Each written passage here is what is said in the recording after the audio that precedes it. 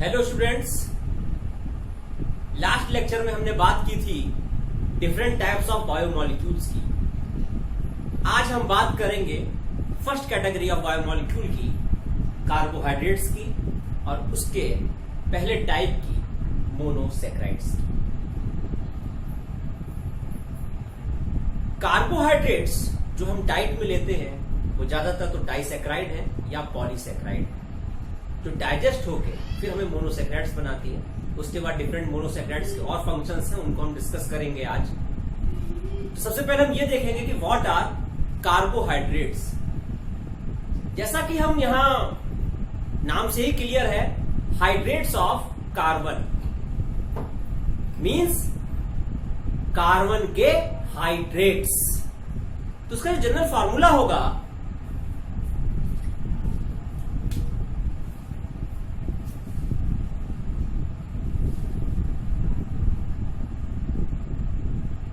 CnH2n।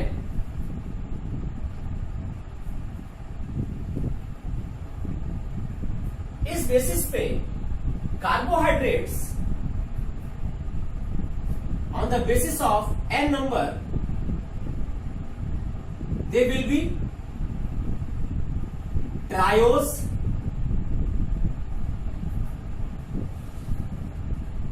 tetrose, pentose, hexose and heptose।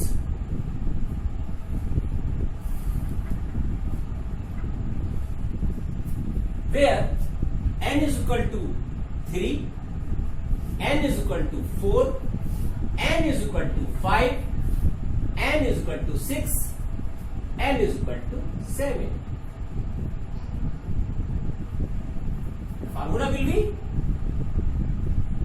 C3H6O3, C4H8O4, C5H10O5, C6H12O6, C7H14O7। But हम जिन monosaccharides पे emphasis देते हैं वो आप ट्रायोज है, पेंटोज है और हेक्सोज है। जैसे ग्लिसरल्डिहाइड, डाइहाइड्रोक्सी एसीटोन, आपने ग्लाइकोलिसिस में पढ़ा होगा प्रीवियस क्लासेस में। Glyceraldehyde 3 phosphate, dihydroxy acetone phosphate, वो ट्रायोज शुगर की फॉर्म है। Ribose, deoxyribose present in DNA and RNA, they are example of pentose 5 carbon sugar। glucose, fructose, galactose, mannose। उसके अलावा 4 कार्बन की अगर हम बात करें तो उसमें आपका एरिथ्रोज एक बहुत अच्छा एग्जाम्पल है, और यहां सीडोहेप्टुलोज एक बहुत अच्छा एग्जाम्पल है 7 कार्बन की शुगर में। तो हम सबसे पहले यहां बात शुरू करेंगे ट्रायोज से। जब ट्रायोज का हम स्ट्रक्चर देखेंगे तो उसके बेसिस पे एक डिफिनीशन यहां और निकल के आएगी कार्बोहाइड्रेट की, कि कार्बोहाइड्रेट्स आर पॉलीहाइड्रोक्सी एल्डिहाइड और कीटोन। मतलब इन दोनों में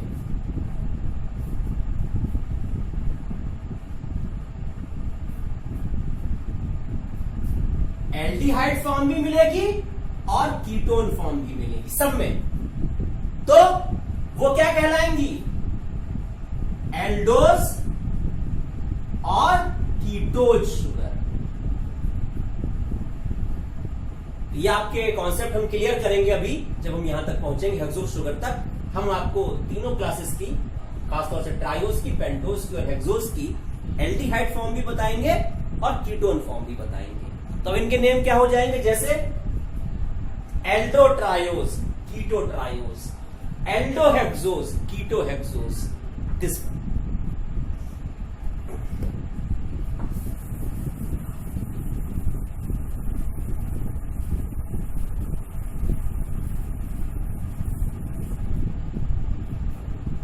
अब मैं आपको सबसे पहले सिखाऊंगा कि कैसे हम शुगर्स का स्ट्रक्चर हम कैसे ड्रॉ करते हैं ट्रायो शुगर का। 3 कार्बन शुगर है। सबसे पहले चेन बना लीजिए 3 कार्बन की, 1 2 3 कार्बन।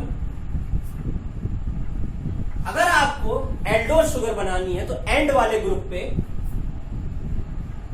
कार्बोनिल ग्रुप बनाइए। This is carbonyl group CO।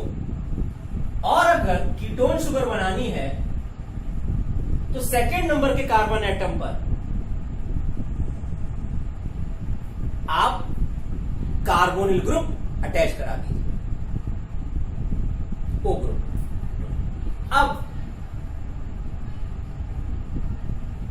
Right hand पे OH,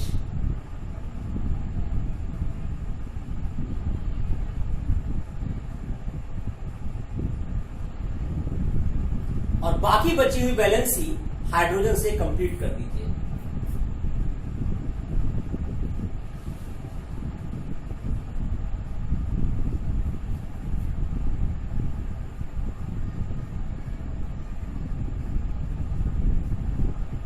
स्ट्रक्चर बनाते समय ये ध्यान रखिएगा कि कार्बन की वैलेंसी हर जगह 4 सेटिस्फाई होनी चाहिए। देखिए 1 2 3 4 1 2 3 4 1 2 3 4 1 2 3 4 1 2 3 4 1 2 3 4।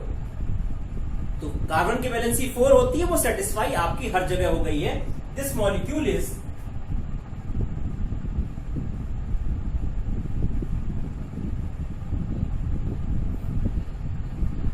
glyceraldehyde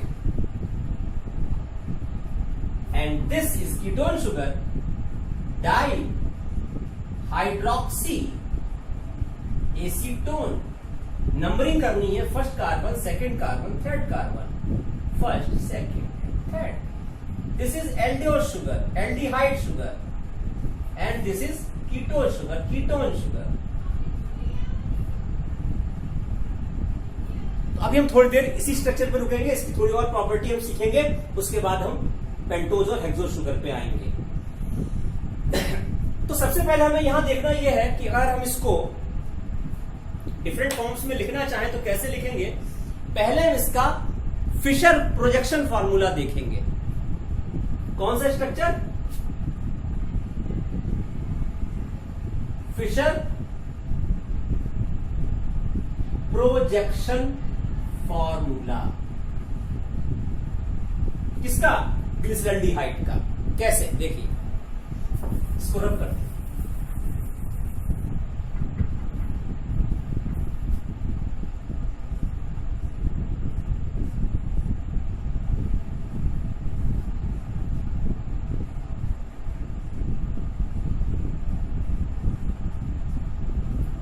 this CH2OH, CHOH, CHO, aldehyde group, इसलिए एल्डोज शुगर है। This is Fischer projection formula. क्यों है वो अभी बताएंगे आपको।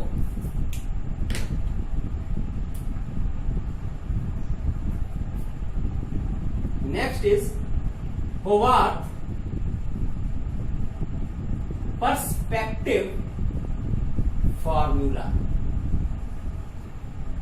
अब इसको लिखने का क्या तरीका है लिखने का, देखिएगा आप। जब मैं लिख रहा हूं, ये डार्क बेज मानी जाती है, solid beige.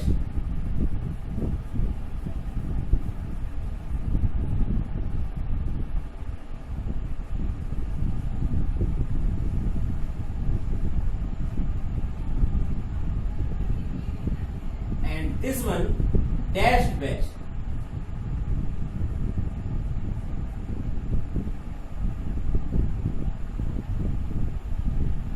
Haworth perspective formula.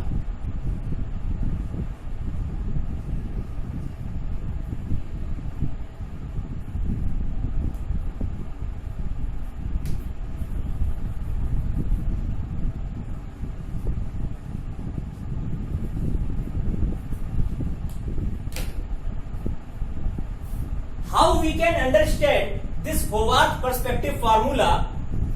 इसके लिए मैंने एक मॉडल बनाया है, ध्यान से देखिएगा इसको समझने के लिए। इसको मैं बोर्ड पे लगा दे रहा हूं।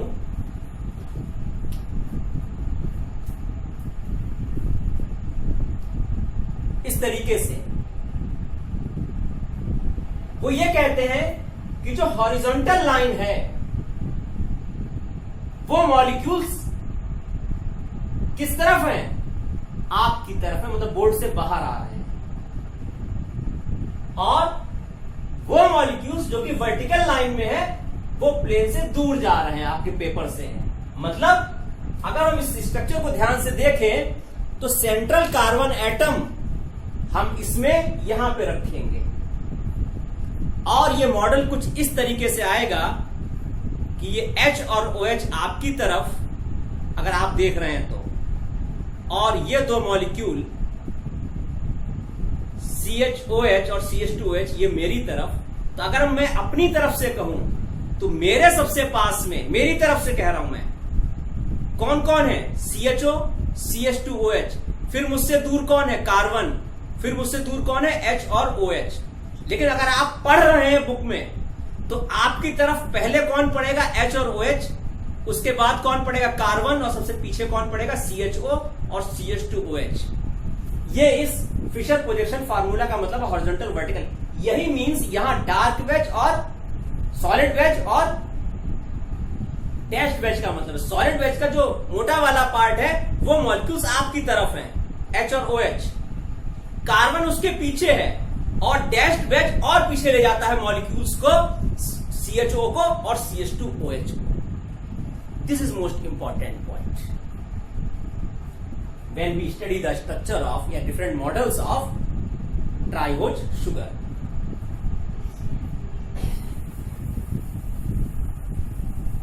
दूसरा कॉन्सेप्ट आता है मिरर इमेज का। मिरर इमेज में CH2OH, COH और CHO, CH2OH। अब इसकी जब मिरर इमेज बनाते हम हैं तो क्या बनेगी, CHO, COH, मिरर इमेज हो गया, और CH2OH।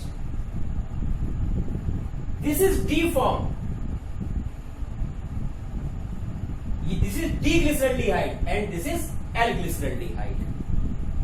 अगर राइट हैंड पे OH है तो वो डी ग्लिसरल्डिहाइड, और अगर लेफ्ट हैंड पे OH है तो दैट इज एल ग्लिसरल्डिहाइड। और ये मिरर इमेज तभी बनती है जब central carbon atom chiral carbon atom होता है। कीरल कार्बन एटम होने का मतलब है चारों वैलेंसी अलग अलग मॉलिक्यूल से सेटिस्फाई होना। मतलब जैसे इस तरीके से, सेंटर में अगर आपने ये रखा है तो ये मॉलिक्यूल A है तो बाकी B, C और D होने चाहिए। कोई भी दो मॉलिक्यूल एक जैसे ना हो, चूंकि डाइहाइड्रोक्सी एसीटोन में दो मॉलिक्यूल एक जैसे हैं और डबल बॉन्ड की वजह से ऑक्सीजन एक जैसा है, तो इस वजह से वहां कीरल कार्बन एटम नहीं है, इसलिए वहां मिरर इमेज देखने को नहीं मिलती है। इसलिए dihydroxy acetone optically active molecule नहीं है, जबकि ग्लिसरल्डिहाइड है। देखिए जैसे ये कार्बन एटम है, ये कीरल कार्बन एटम नहीं कहलाएगा। क्यों? क्योंकि दो वैलेंसी ऑक्सीजन से कंप्लीट हो गई, जबकि क्या कहा, चारों मॉलिक्यूल अलग होने चाहिए।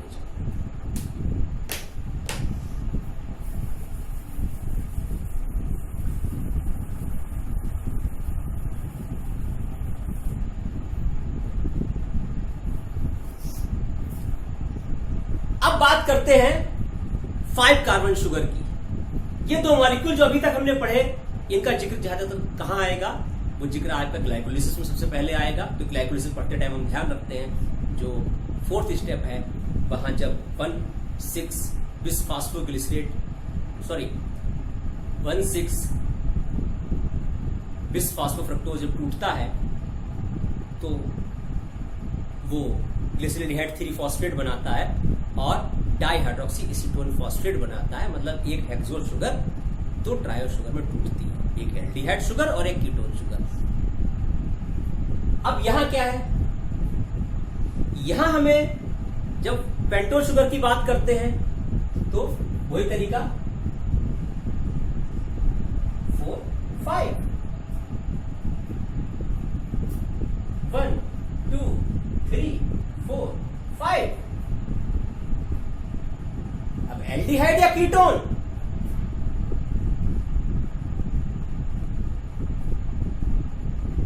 फिर राइट हैंड OH।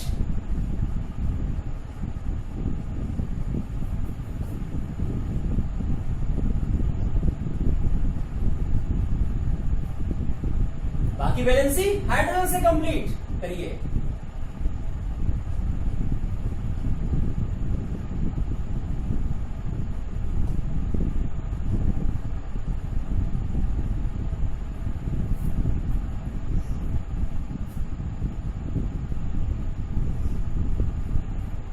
ये क्या हो गया?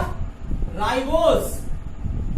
This is unit of RNA and this is ribulose. 5 carbon ketone sugar. 1 2 3 4 5 1 2 3 4 5। अगर हम यहां से ऑक्सीजन हटा दें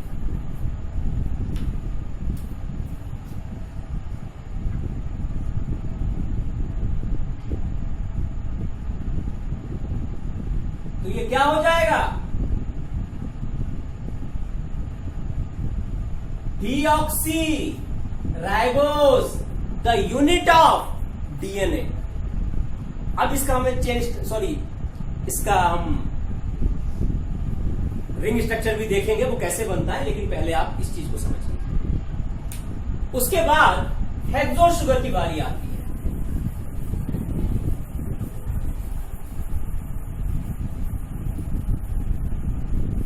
Most common hexose sugar is glucose।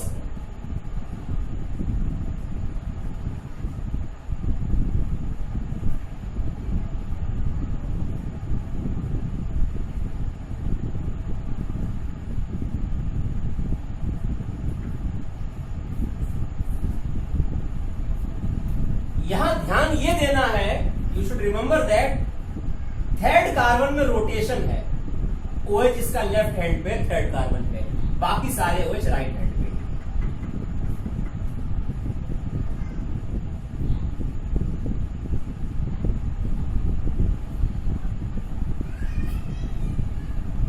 This is glucose. लेकिन अगर इसकी 2 और फॉर्म है जिन्हें हम एंथ्रायोमर्स कहते हैं।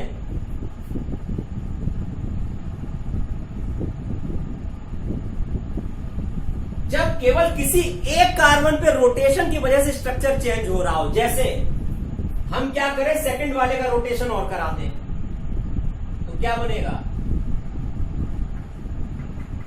ये देखिए रोटेशन हो गया, राइट हैंड वाला लेफ्ट हैंड पे आ गया, ये ऐसे ही रहेगा।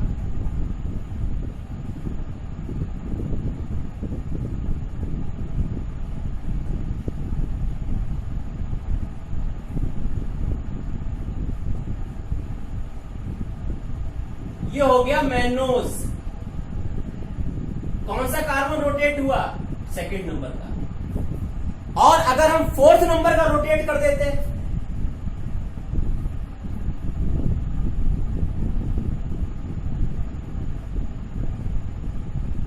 इससे फोर्थ देखना, ये वाला, ये रोटेट करा दिया हमने।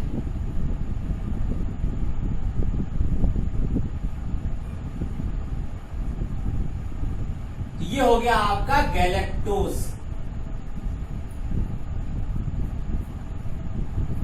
कौन सा? सेकंड रोटेट किया और यहां फोर्थ रोटेट किया, तो ये है डेंटामर्स। डेंटामर्स जिन्हें कहते हैं when only single carbon atom rotates. अब इसके बाद हम इसका रिंग स्ट्रक्चर बनाना सीखेंगे, फिर हम इसको छोड़ेंगे और फिर हम इसकी कीटोन फॉर्म भी देखेंगे फ्रक्टोज के बारे में।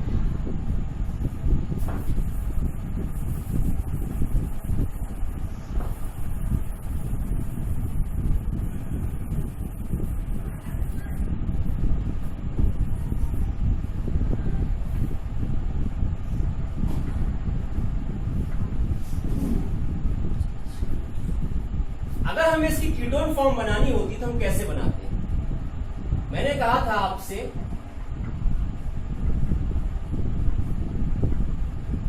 This one, this a ketone sugar. अगर हम सेकंड कार्बन एटम पे लगाते हैं तो CH2OH,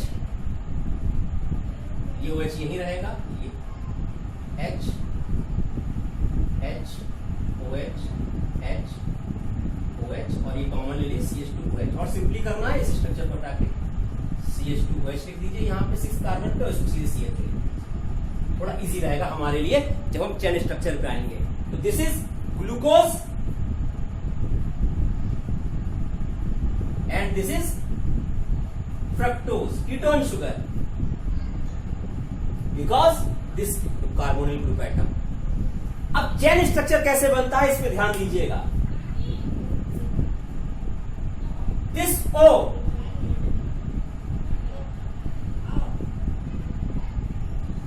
react with this OH,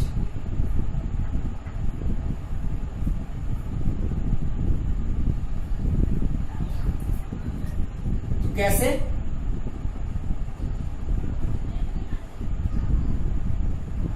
first, second, third, fourth, fifth और सिक्स। तो ये कार्बन, ये ऑक्सीजन, ये हाइड्रोजन, जो राइट हैंड पे वो मॉलिक्यूल नीचे की तरफ आएंगे,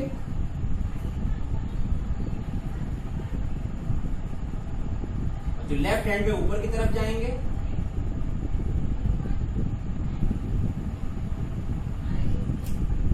and this carbon and this OH, इसको यहां से रिएक्शन कराएगा, ऑक्सीजन से नहीं, carbon, sorry. And this carbon is CH2OH, ये कार्बन यहां आ गया, ये कार्बन आपका ये आ गया। अब आप यहां देखिए स्ट्रक्चर में ना कोई लॉस है ना कोई गेन है, हमने इस चेन को मोड़ दिया एक तरीके से। कार्बन 1 ये आ गया, कार्बन 2 ये आ गया, कार्बन 3 ये आ गया, कार्बन 4 ये आ गया, कार्बन 5 ये आ गया, सॉरी ये, और कार्बन 6 ये आ गया। अब क्या करेंगे, जब हम इसके बीच में, अब हम इसको हाइड्रोजन को यहां जंप कराएंगे, तो ये क्या होगी, OH, ये डबल बॉन्ड खत्म होगा और बॉन्ड इसके बीच में बन जाएगा। And this is the ring structure of glucose.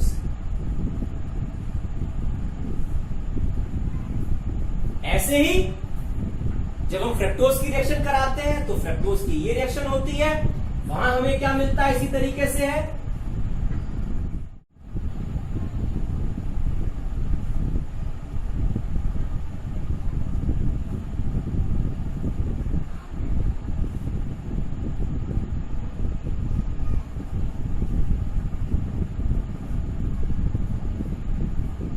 चूंकि because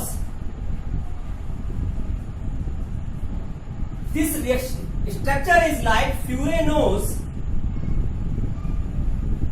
sorry pyranose, and this structure is like a furanose. तो this is called the pyranose ring and this is called the furanose ring. This is 5 membered ring and this is the 6 membered ring structure.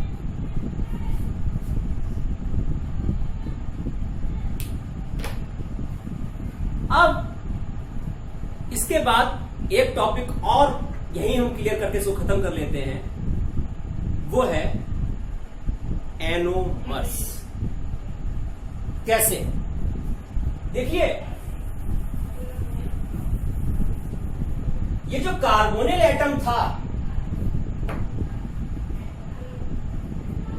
इसने इससे reaction की तो ये हो जाएगा Hemy acetal, aldehyde है। वहां कीटोन था तो वहां क्या टर्म यूज करते हैं हम, हेमी कीटल। ठीक, जब एक एल्डिहाइड की एक अल्कोहल से रिएक्शन होती है तो उसे हम कहते हैं हेमी एसीटल। भाई ये एल्डिहाइड था, ये अल्कोहल था, तो वो कार्बन यही तो रुका आके, तो ये हेमी एसीटल ग्रुप हो गया। वहां कीटोन था तो ketone plus alcohol, hemiketal group. And this carbon atom is also known as anomeric carbon. तो जब OH इस CH2S से दूर है, नीचे की तरफ है, तो वो हो जाएगी अल्फा ग्लूकोज। और जब केवल इसी एनोमेरिक कार्बन एटम का रोटेशन होगा, ये OH ऊपर की तरफ और H नीचे की तरफ आ जाएगी, तो यही ग्लूकोज बीटा ग्लूकोज हो जाएगा। तो जब हम कहते हैं when there are two structure possible only due to the rotation of anomeric carbon atom, the carbon number atom 1 in here in this diagram,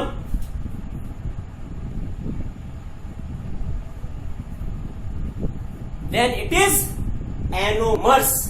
तो ग्लूकोज के दो एनोमर्स हैं, एक अल्फा ग्लूकोज और एक बीटा ग्लूकोज।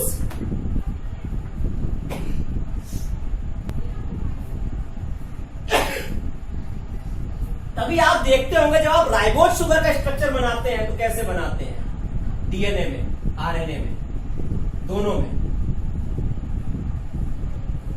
इस तरीके से सेंटर में आप रखते हैं,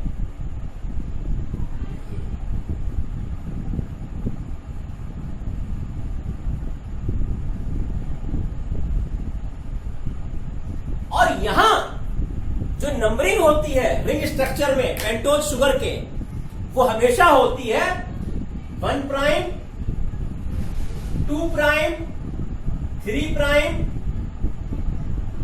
4 prime and 5 prime. This is ribose sugar of RNA. When we remove this oxygen from this place, this become deoxyribose of DNA। तो हमेशा ये ध्यान रखिएगा कि अगर आपसे कोई सिंगल लाइन में डिफरेंस पूछे कि दो स्ट्रक्चर सामने, how you will identify this is DNA and RNA, तो बहुत से लोग ये गलती करते हैं कि डबल हेलिकल और सिंगल हेलिकल का डिफरेंस कर लेते हैं। नहीं, या देख लेते हैं कि थाइमीन है कि यूरेसिल है, वो भी नहीं। अगर मान थाइमीन की रिंग है तो, या एडमीन की ही रिंग है, तो आप कैसे बताएंगे कि एडमीन की पूरा पॉली चेन है अगर पॉलीन्यूक्लियोटाइड की, तो हाउ यू विल डिफर। तो हम सबसे पहले क्या देखना चाहिए हमें कि शुगर कौन सी लगी है।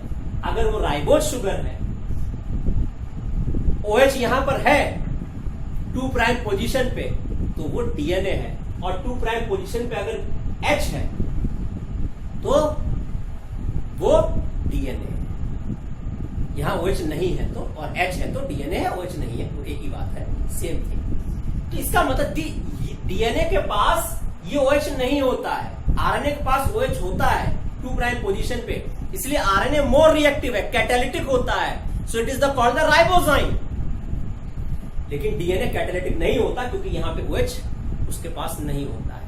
और डीएनए में जो हम हमेशा पढ़ते हैं या आरएनए में पढ़ते हैं पोलरिटी के बाद 5 प्राइम टू 3 प्राइम, वो हमेशा इसी 5 प्राइम और इसी 3 प्राइम की बात हो रही है।